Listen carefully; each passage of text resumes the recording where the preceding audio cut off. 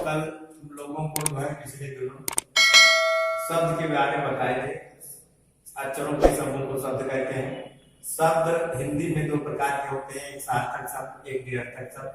सार्थक शब्द उसको कहते हैं जिसका कोई अर्थ इकट्ठा, जैसे लोटा, पानी, खाना, पीना इत्यादि। उसके बाद निरर्थक शब्द उसको कहते हैं जैसे लोटा, ओटा, जिसमें लोटा सार्थक शब्द हो गया, ओटा निरर्थक शब्द हो गया। पानी, वानी, पानी जो है सार्थक शब्द हो गया, वानी जो है निरर्थक शब्द हो गया। रोटी, ओटी, जिसमें रोटी सार्थक शब्द हो गया, ओटी निरर्थक शब्द हो गया। इस प्रकार से शब्द दो प्रकार के होते हैं, एक सार्थक और निरर्थक। सार्थक शब्द हिंदी में 5 प्रकार के होते हैं: संज्ञा, सर्वनाम, विशेषण, क्रिया, अव्यय। उसके बाद जो है अंग्रेजी में शब्द 8 प्रकार के होते हैं। पहला है नाउन, जिसको हिंदी में संज्ञा कहते हैं। दूसरा प्रोनाउन, जिसको हिंदी में सर्वनाम कहते हैं। तीसरा एडजेक्टिव, जिसको हिंदी में विशेषण कहते हैं। चौथा है वर्ब, जिसको हिंदी में क्रिया कहते हैं। पांचवा है एडवर्ब, जिसको हिंदी में अव्यय कहते हैं। छठवां जो है प्रीपोजिशन, जिसको हिंदी में संबंध सूचक अव्यय कहते हैं। सातवां है कंजंक्शन, जिसको हिंदी में संयोजक कहते हैं। आठवां है इंटरजेक्शन, जिसको हिंदी में क्रियाबोधक अव्यय कहते हैं। इन सबको अंग्रेजी में पार्ट ऑफ स्पीच कहते हैं। जिसमें संज्ञा है, आज तुम लोगों को 2-4 जो है पार्ट ऑफ स्पीच की परिभाषा बता दे रहे हैं। जैसे नाउन, संज्ञा। संज्ञा जो है इस कक्षा में देखिए जो है कुर्सी, मेज इत्यादि चीजें रखी हुई हैं। संज्ञा इसी प्रकार से किसी व्यक्ति, वस्तु, स्थान आदि के नाम को संज्ञा कहते हैं, जिसको अंग्रेजी में कहते हैं noun, in the name of a person, place और थिंग। जैसे राम, श्याम, कुर्सी, मेज, इलाहाबाद, आगरा इत्यादि। जिसमें जो है राम श्याम नाम का बोध कराता है और जो है कुर्सी, मेज वक्त का बोध कराती है। इलाहाबाद, आगरा, प्रतापगढ़, कौशाम्बी ये सब जो है स्थान का बोध कराते हैं।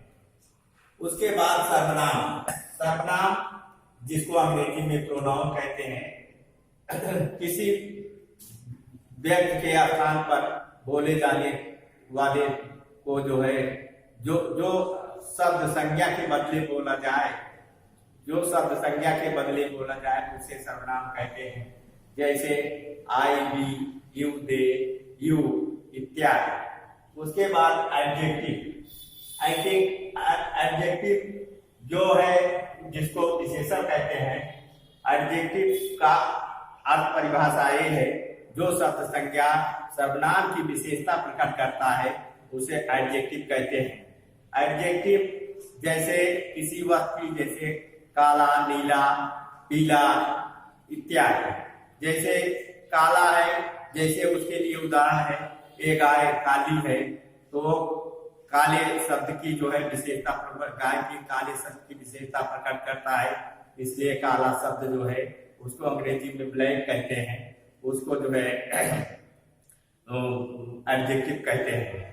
जैसे पीला, ये संतरा पीला है, तो ये जो है उस संतरे के पीले की विशेषता प्रकट करता है, इसलिए उसको पीला कहते हैं। तो इस प्रकार से जो है वर्ब मतलब जिससे किसी कार्य का करना या होना पाया जाए उसे वर्ब कहते हैं। वर्ब जैसे पढ़ना, लिखना, बोलना, सीखना, नहाना, खाना, पीना, धोना, ये शब्द जो है कि क्रिया है।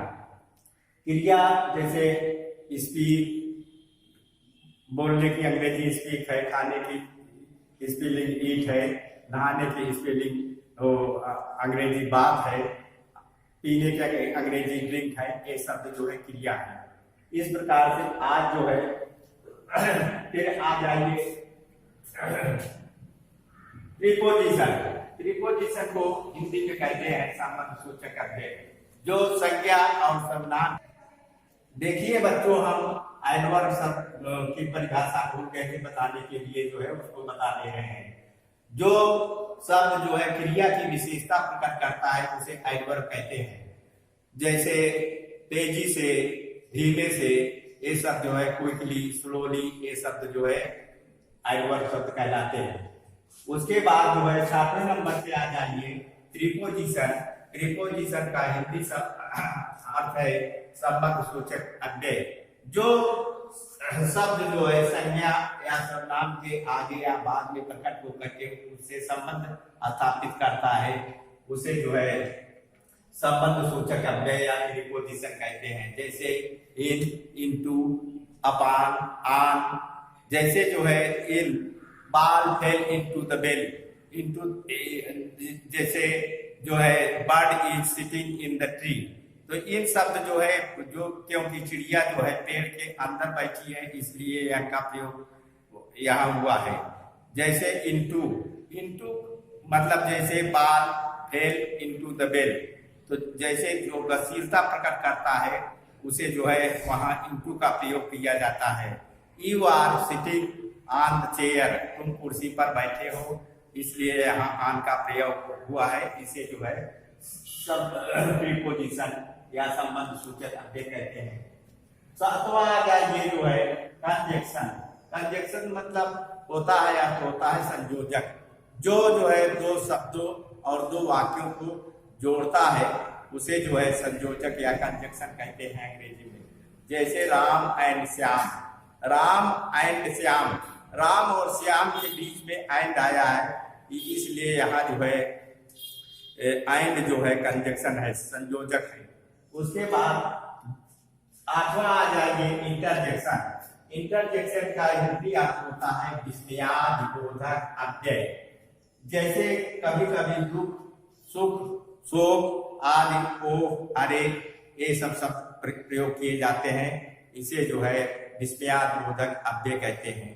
बच्चों अब तुम लोगों को शब्द की परिभाषा, शब्द के बारे में पिछली बार बताए थे कि शब्द कितने प्रकार के होते हैं। अंग्रेजी में शब्द वो जो है अक्षर 2 प्रकार के होते हैं। जैसे वावेल, स्वर, कॉन्सोनेंट। ये 26 अक्षर में ए, ई, आई, ओ, यू, ये 5 अक्षर तुम लोगों को बताए थे वावेल हैं। बाकी शेष अक्षर 21 जो है कॉन्सोनेंट थे। उसी प्रकार उसको बता दिए थे, उसको रिपीट कर लेना, दोहरा लेना। आज जो है तुम लोगों को अंग्रेजी में पार्ट ऑफ स्पीच जिसको शब्द भेद कहते हैं उसके प्रकार के बारे में बता दिए। पुनः दोहरा दे रहे हैं। शब्द भेद 8 प्रकार के होते हैं। पहला है नाउन, दूसरा है प्रोनाउन जिसको सर्वनाम कहते हैं, तीसरा है एडजेक्टिव जिसको विशेषण कहते हैं, चौथा है वर्ब जिसको क्रिया कहते हैं, 5वां है एडवर्ब जिसे अव्यय कहते हैं, 6वां है प्रीपोजिशन जिसे संबंध सूचक अव्यय कहते हैं। उसके बाद 7वां है कंजक्शन जिसको संयोजक कहते हैं, 8वां है इंटरजेक्शन जिसको विस्मयादिबोधक अव्यय कहते हैं।